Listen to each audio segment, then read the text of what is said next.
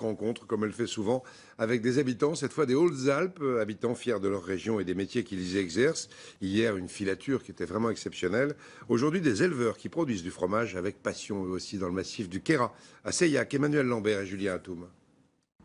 Au petit matin, les premiers rayons du soleil caressent les montagnes du Queyras. Lové au fond d'une petite vallée, les occupants d'une ferme se réveillent timidement dans le froid de l'hiver.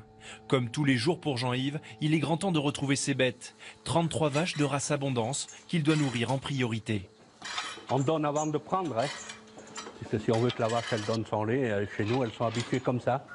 À cette époque de l'année, les vaches sont en permanence à l'étable. Et juste avant la traite, Jean-Yves doit nettoyer les pies des bêtes, un à un. La qualité du lait en dépend. Ces gestes, cet éleveur les répète depuis plus de 20 ans. Toutes les nuits, il se lève à 4 heures, mais cette contrainte ne l'a jamais dérangé. C'est comme dans tout métier, quoi. C'est comme le boulanger qui est obligé de travailler la nuit alors que tout le monde dort, quoi. On y va et puis voilà. À 7 heures, c'est au tour de Nadège de prendre le relais. Avec les 500 litres de lait frais, la femme de Jean-Yves fabrique une quarantaine de fromages, des tomes fraîches, des tomes sèches et le fameux bleu du Queyras. Il faut compter entre 15 jours et 3 semaines pour qu'il soit bon à la vente. Rien ne l'a destiné à cette vie. Pourtant, Nadège est tombée sous le charme de la région, de ce métier et surtout de Jean-Yves, qui lui a tout enseigné. C'est lui qui m'a appris à faire le fromage, puisque moi, j'étais pas du tout là-dedans, quoi. Je faisais des études de géographie, et donc il m'a appris à faire le fromage, et j'ai accepté cette vie de tous les jours, 7 jours sur 7. 2 fois par semaine, Jean-Yves reçoit quelques familles pour une visite de la ferme. L'occasion pour lui de montrer son rude quotidien d'éleveur, sans jamais se plaindre et toujours avec une pointe d'humour. Après, c'est sûr qu'il faut y être tous les jours et 2 fois par jour, et voilà quoi. 35 heures par jour, on n'y est encore pas arrivé. Petit, j'ai vécu, entre guillemets, mes vacances au milieu des bêtes. Et je voulais qu'il voit que le lait, il tombe pas tout seul dans le bol le matin. On est sur des métiers très exigeants. Il faut vraiment, je pense, être passionné pour arriver à y faire face tous les jours.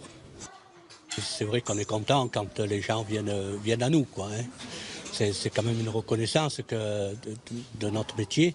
Pendant que la visite se termine par une dégustation, à quelques pas de l'étable, la petite boutique de Nadège ne désemplit pas.